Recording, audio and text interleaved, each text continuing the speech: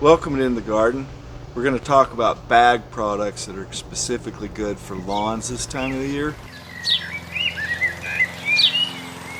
This is humic acid, and it does do a lot of things as far as soil amendment and dethatches. It's 100% organic, and it rebuilds the soil in and around all of our shrubs. The lawn really rejuvenates, can be used simultaneously with any kind of fertilizer product. So, and this baby does help stretch your moisture. That's why I like it eating the thatch. That's a great idea.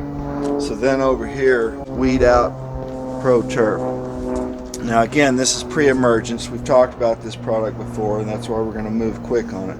But it does prevent dandelions, crabgrass, fertilizes, and all types of broadleaf weeds. We've still got a ton of what I would say a lot of weed time left. It's probably going to be somewhere all the way through October at least, and maybe later.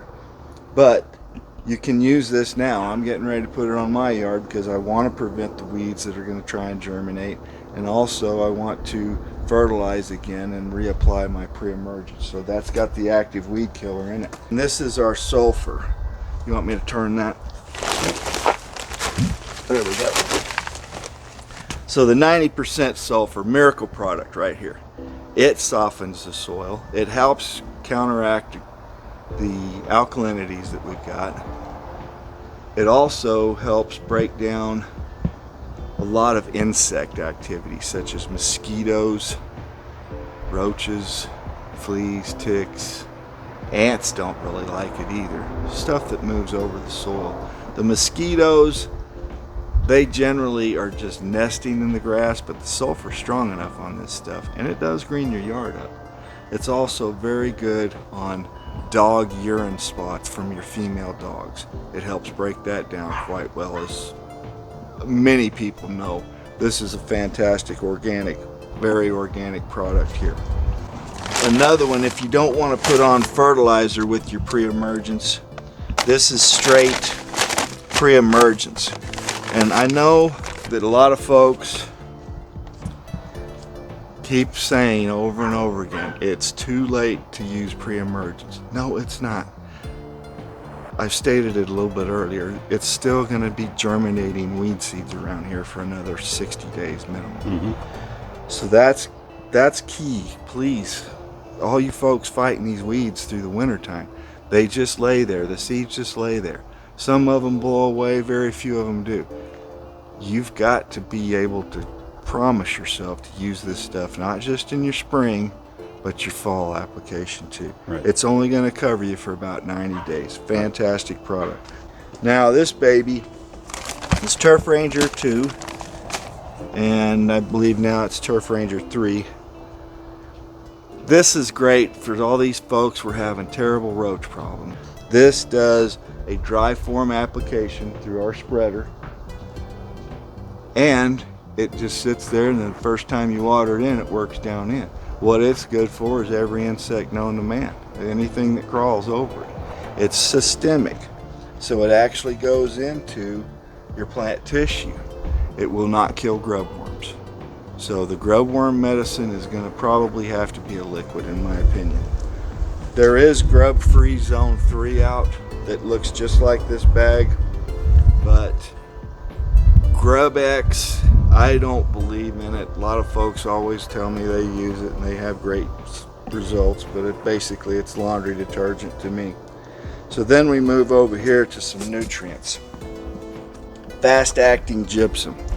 We were doing in the last show, we made a comment about how well this stuff helped bring back that patch out there, which is a significant difference, as we were saying. It does not do anything but soften dirt, break down clay soil, and also alkalinity is very much countered by this stuff. So everything on these nutrients here, and what we looked at on the sulfur and the humic acid, these are breaking down our alkalinity. Iron, do not buy Iron 8.